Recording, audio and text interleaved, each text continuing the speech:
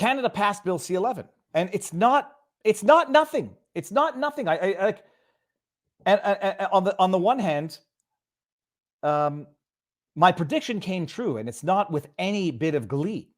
It's the end. It's the end of people's livelihoods. It's the end of people's ability to speak truth to power on the internet. I'm not being hyperbolic when I say this is, to a meaningful extent, the end of Canada for the time being. Bill C-11, we've talked about it at length. It's the Online Streaming Act. It was intended to govern online streaming content, Disney, Netflix, Hulu. It was intended to govern streaming on the internet the way the CRTC, under the Broadcasting Act, governed radio and television.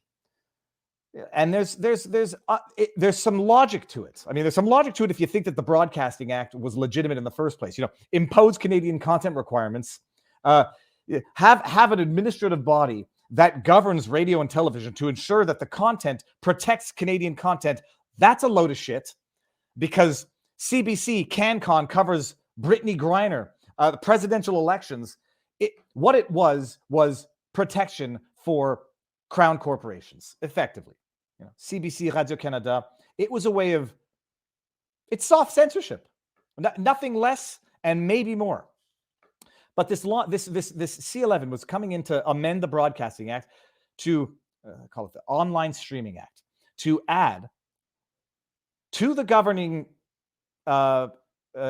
capability of the CRTC and the Broadcasting Act online streaming. Why? Because nobody watches TV anymore. Nobody listens to radio anymore. And if you do, what you're stuck listening to, CBC or CJAD, daytime toxic hate radio. I hate CJAD. I hate CJAD, and I dislike many of the people who broadcast at CJAD, who have blocked me on Twitter because they're a bunch of raging cowards who spew hatred and cannot bear looking in the mirror. I consider myself to be the mirror. This damn camera keeps coming back on. I turn the Insta controller, turn it off. There you go. So the online, we talked about it. We don't need to go over it. It was intending to govern the internet streamers, Disney, Hulu, Netflix, etc., the same way they governed radio and television. If you don't agree with the initial law, as I don't, you won't agree with it anymore for that. But that's what it was supposed to do.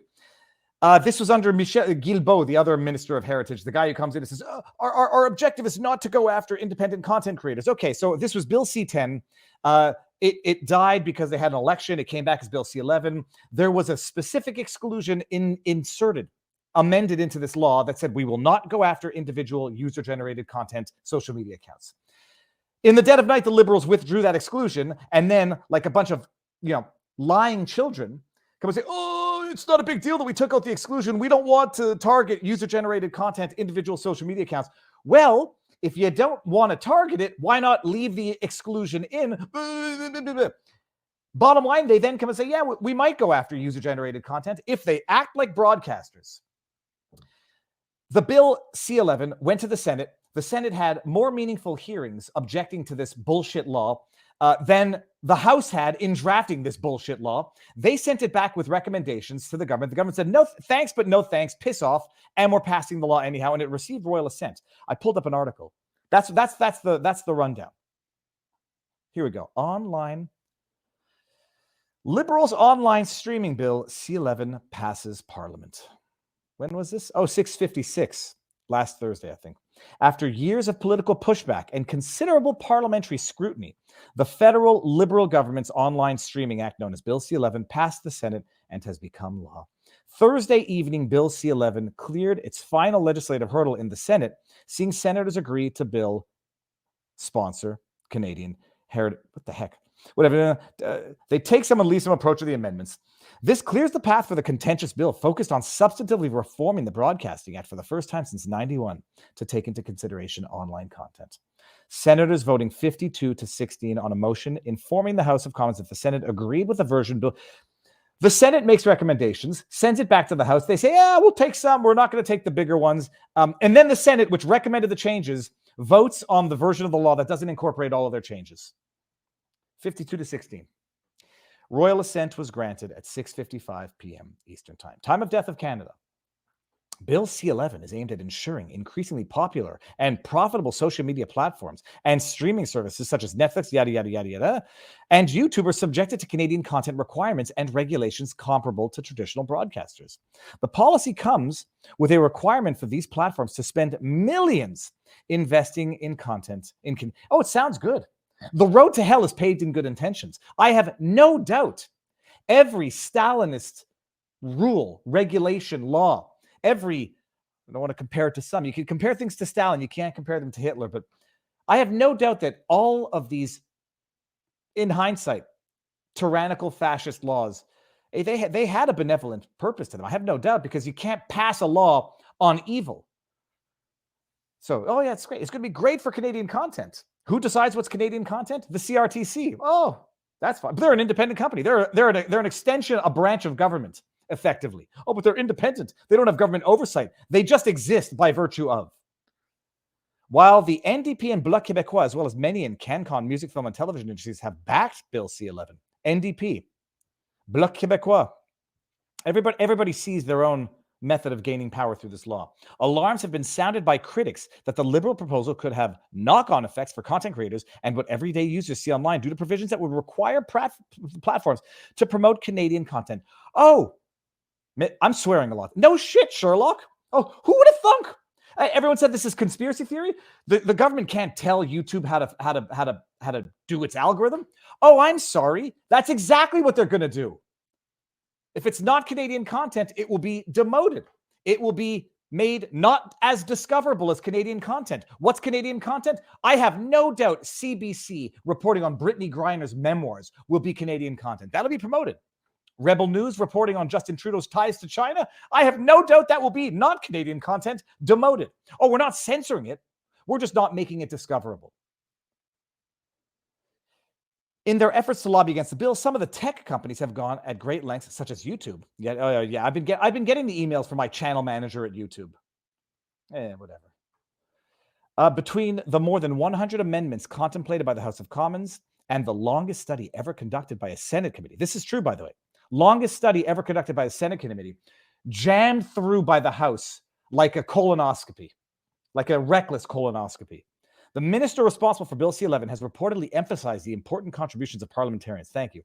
Oh, yeah, okay, we stand up, yada, yada, yada. While the Conservatives has pledged to repeal BC-11, should they form a government, for now, seeing the online streaming app become law is a long-awaited political victory for the Liberals. Oh, it is. Hold on, you want to see what a victory it is? You want to see what a victory it is? When you see two politicians with shit-eating grins on their face, ear to ear. Let me get the picture up. When you see politicians smiling like this, you know what? This is used car salesmen that just got you to buy the dud on the lot. And like, holy shit, I can't believe enjoy your new car. Enjoy your road trip. I can't believe you bought it, Pablo. Do you know who these people are, by the way? That's Pablo Rodriguez. That's the new minister, the minister of heritage, whatever it is. You know who the guy on the left is? Jean-Yves Duclos. Do you know who Jean-Yves Duclos is? Ministre de la Santé du Canada. Canada's Minister of Health. You got Canada's Minister of Health and Canada's censorship czar with the shittiest of shit-eating grins on their faces. My brother had a very, very interesting take on this. Lion Law, by the way. Hold on, let me grab this. Let me just go to Google. My brother had a great take. Lion Law, off-label tweet. Let's see here, Lion Law. Is that what it is? Lion Law. He had a great. I'm gonna have to steal his wisdom. You know that when you have the Minister of Health ecstatic at what the law that the government just passed, the Minister of Health hugging the Minister of Propaganda, Canada's newly appointed Minister of Propaganda, my brother said, well, you're going to have some very interesting off-label uses for that legislation. I didn't appreciate the genius of my brother's quote when he first said it. Off-label uses of that piece of legislation. Wow, they're going to be able to promote Canadian content. I'm sure it won't be politically motivated, disinformation oriented. No, those two politicians smiling ear to ear. We did it. And you know who's not smiling ear to ear? Everyone in Canada. At least everyone in Canada who has the slightest bit of awareness. Even Dean Blundell, the man who thinks the truckers were the terrorists, the man who thinks that the protest was an occupation, the man who thinks that the people who donated to the convoy should be doxxed on his platform, harassed. Even he's like, holy crap, the government went too far this time. But they didn't go too far because they went too far. They went too far because they went too far in a way that can indirectly or directly hurt me.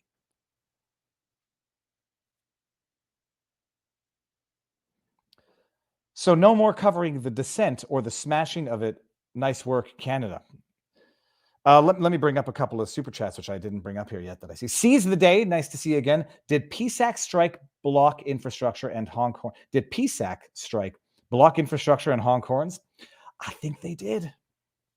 Well, I think they did. I'm fairly certain that the government was lamenting that essential services were going to be affected. Some wouldn't, but border crossings, passports, immigration papers, doesn't matter though. They protest they don't mind authoritarianism so long as it's not going to be used against them.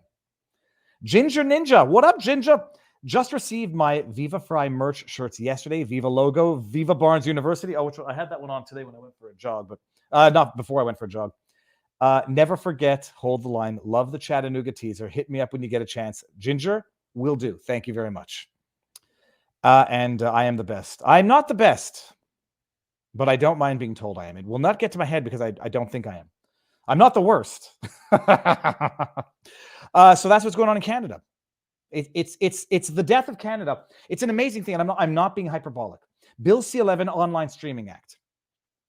That is now going to allow the government, some administrative government body, to determine what's Canadian content and what gets promoted and what gets suppressed in terms of discoverability. It's not censorship. It's just discoverability. I mean, this is what we have ravaged the meaning of words. That's Bill C-11. Then Bill C-18. I forget what that one is called. That's the one basically where they want to force Google, YouTube to pay click-through links for any news that is linked on social media. And Google and YouTube have basically said, eat shit, Canada. I mean, I don't need to sit here and give you all of my revenue. But okay, we will not diffuse news in Canada. All right. We're not doing it. We're not paying that to Canada. We're not going to pay. They did this in Australia, by the way. We're not going to pay every time someone links through to a news source, the government. So we're just not going to provide links to news anymore. Facebook will not provide. It was Facebook, not YouTube. Facebook will not provide links to news, nor will Google. Amazing. That's just the second best option. You know what would have been the best option for the government? They pay the government. You know what this might even be the best option. They just won't link through news. So now you got the CRTC prioritizing Canadian content news while Google and Facebook no longer link through. And what do you have? You have a hermit kingdom akin to North Korea that has gotten to North Korean level, Chinese level censorship because you don't have linking to news outlets anymore on the biggest social media platforms, Facebook and Google. You have the government deciding what's discoverable and what's not. And they did it without a war. They did it without a shot fired. They did it without declaring themselves dictators. They did it under the letter of the law. And nobody understands how someone like Schmittler could rise to power through lawful means. Holy crabapple. If you don't choke them economically to pay you for the pleasure, for the luxury of linking through, just because it's a privilege to be able to exist in Canada. The government is entitled to taxation on that privilege. It's a freaking mob. It's legalized criminality. If you don't want to pay it, well, good. It'll better for us. Don't link it. Not only will we then control all tentacles and outlets to news, we get to control which ones to promote and which ones to suppress. And you voted for this, Canada. I didn't vote for this. I ran against this. I ran against this before I ran from this. No, that's it. There's no Schadenfreude in this. There's no machaya. Like when we were growing up, my dad, whenever we would get hurt, and my dad would put rubbing alcohol on a wound, knowing that it would hurt a lot more than peroxide. But whenever he did, or we get hurt, we do something stupid, we would get hurt. My dad would rub his stomach and say "Machaya," and it was a tongue in cheek, but it's like, good for you. You got what you deserved for being idiots. I ran against this shit. I mean, literally, I ran for federal office. Oh, people think that, oh, I got hammered. Hey, anybody making fun of me for having gotten hammered for running for the PPC, enjoy the hell that you voted for. Enjoy the hell that you're ushering in, because Canada is no longer a free country, if it ever was. And Canadians are going to be secluded into a hermit kingdom where the news they have access to is curated by the government, suppressed by the government, or promoted by the government. And you know who benefits the most from all this other than the government? CBC, even though they already get $1 billion plus from the government. Legacy media, who have lost the competition. They're the ones who benefit from this. Government and government subsidized media institutions. You know who suffers from all of this? All of Canada.